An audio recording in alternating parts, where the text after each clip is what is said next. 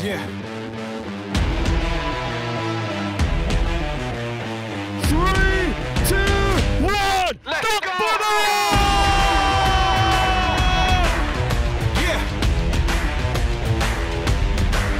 You ready? I was made for this. Let's get it. Super proud ako. As a mother, very proud ako na makalahok dito sa Milo Marathon kasi to motivate the children at yung lahat ng kids na makasali din dito or ma-experience din nila tong Milo Marathon here in Palawan. Yeah, I was made for this. I'ma answer the call. When we fall, I want it all. 'Cause I am unstoppable. I was made for this. I was made for this. I was made for this. I was made for this.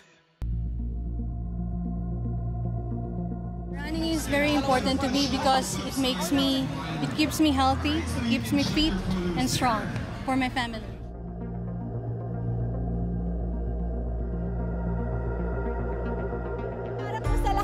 Mother, para rin po maprotektahan natin yung health natin, para mas maalagaan natin yung mga anak natin, kailangan po natin ng running para sa sarili po natin. Happy Mother's Day po!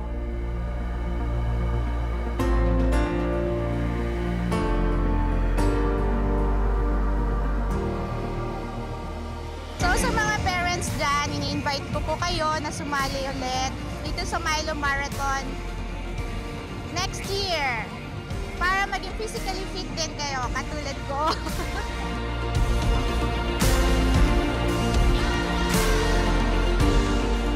I am very proud to be part of the Milo Marathon 2024 kasi kasama ko yung anak ko, tumakbo rin. He's the one who's coaching me actually. So it's very important. Bilang isang nanay, kailangan natin alagaan ang ating pangangatawan and live a healthy lifestyle.